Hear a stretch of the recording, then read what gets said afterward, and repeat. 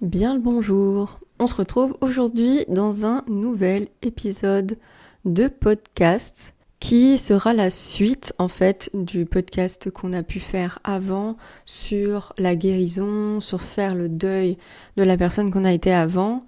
Et aujourd'hui, on va traiter du sujet de se reconstruire sa confiance quand on ne se reconnaît plus parce qu'on est en train d'évoluer et de devenir une nouvelle personne, de se transformer suite aux épisodes de la vie et aux étapes de la vie. Avant de commencer, je me présente, je m'appelle Aurore, tu me connais peut-être sous le nom d'Aurore au naturel.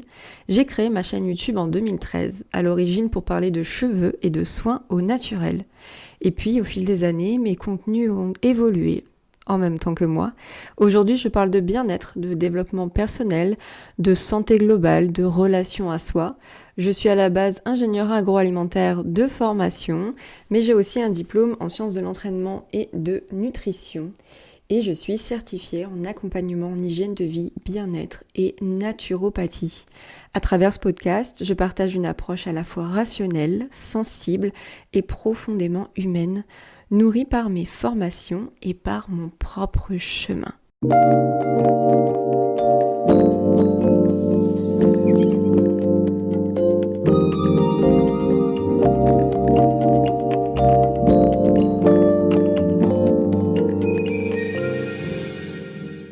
Quand la confiance s'effrite, il y a des moments dans la vie où l'on ne se reconnaît plus. Pas seulement physiquement, mais intérieurement. On doute de ses décisions, de ses ressentis, parfois même de sa valeur. Ce qui semblait évident avant devient flou. Ce qui nous portait autrefois ne fonctionne plus. Si tu écoutes cet épisode, c'est peut-être parce que ta confiance en toi a été fragilisée par une période difficile. Une dépression, une maladie, un burn-out, une rupture, un changement de vie brutal. De mon côté, j'ai longtemps cru que la confiance en soi était quelque chose de stable, qu'une fois acquise, elle le restait. Et puis je l'ai vu s'effriter doucement, presque sans bruit. Aujourd'hui, j'aimerais te parler de comment reconstruire sa confiance quand on ne se reconnaît plus, sans pression, sans injonction à être fort ou forte, et surtout sans se trahir. La confiance comme relation, non comme trait de caractère. On parle souvent de confiance en soi comme d'un trait de personnalité. Elle a confiance en elle, lui il manque de confiance. Mais si la confiance n'était pas quelque chose que l'on a, et si c'était plutôt quelque chose que l'on construit, que l'on cultive, et parfois que l'on réapprend. Quand on ne se reconnaît plus, quelque chose de fondamental se casse, la relation que l'on entretient avec soi-même.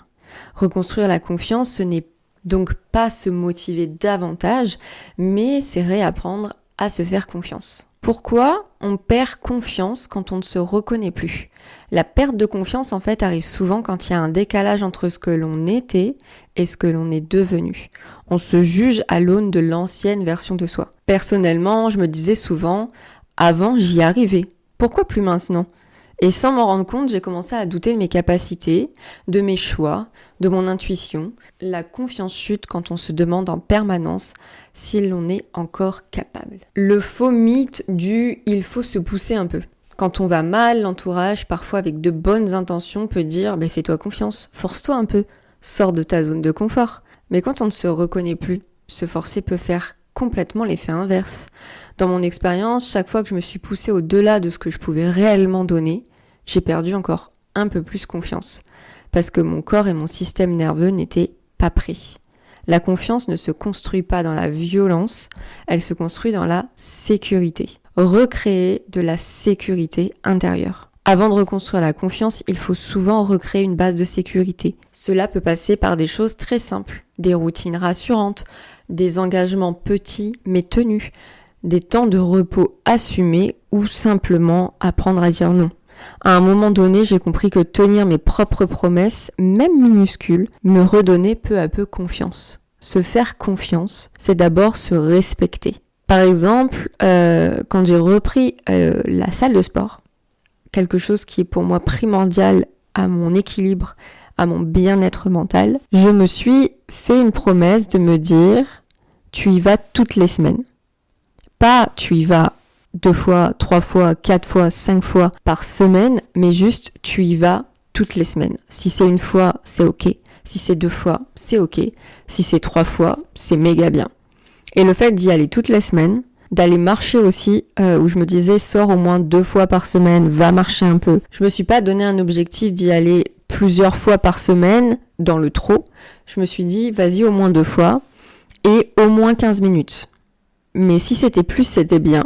Ça pouvait pas être moins parce que la boucle que je fais, c'est au moins 15 minutes. Donc comme ça, je me disais, le moment où tu sors, tu sais que tu vas au moins marcher 15 minutes. Et rien que ça, c'est tenir des promesses à soi-même, pas forcément super élevées, mais au moins, ce sont des cases de cocher, et ça fait vraiment du bien. Ça rebooste l'estime de soi, et ça rebooste sa confiance, et on se dit, on peut se faire confiance à soi-même, parce qu'on a tenu ces petites promesses. Et c'est aussi se respecter. Parce que si on fait pas les choses pour soi, on se respecte pas. Si on fait pas les choses bénéfiques pour soi, c'est qu'on s'aime pas. Donc il faut vraiment refaire un petit deal avec soi-même. Ça permet de se redonner confiance à soi-même et de se sécuriser. Mais aussi, il faut réapprendre à écouter ses signaux internes. Quand on traverse une période difficile, on se déconnecte souvent de ses ressentis. On ne sait plus si on a vraiment envie, si c'est de la peur ou si c'est de l'intuition, si on doit persévérer ou si on doit s'arrêter. Reconstruire sa confiance, c'est réapprendre à écouter les signaux du corps. La fatigue, la tension, l'élan, le soulagement. Petit à petit, on recommence à se dire « je peux me fier à ce que je ressens ». Personnellement, quand par exemple je ressors régulièrement dehors, j'écoute un maximum les signaux de mon corps. Je fatigue assez facilement quand je suis dans un endroit clos et bruyant. Vous rajoutez à ça des enfants et vous achevez ma batterie sociale. Donc en fait, je vais vite savoir si je vais pouvoir tenir 2 heures ou 3 heures dans le même endroit, ou si au bout d'1 heure je suis déjà KO et qu'il faut que je sorte, que je prenne l'air ou que je trouve un endroit plus calme, ou si tout simplement il est temps de me rentrer chez moi. C'est pas compliqué et je m'écoute un maximum. Des fois on peut être surpris et se dire tu t'en vas déjà, ouais mais j'en ai déjà plein le cul en fait. C'est tout. Il suffit que par exemple je me suis dit j'ai la flemme de conduire parce qu'en fait, ça fait 2-3 fois que je sors, que je conduis et que je croise que des débiles et ça me fatigue, donc je vais prendre le train ou je vais prendre le tram. Et en fait, ça chute, mais ça fait chuter mon niveau d'énergie beaucoup plus facilement.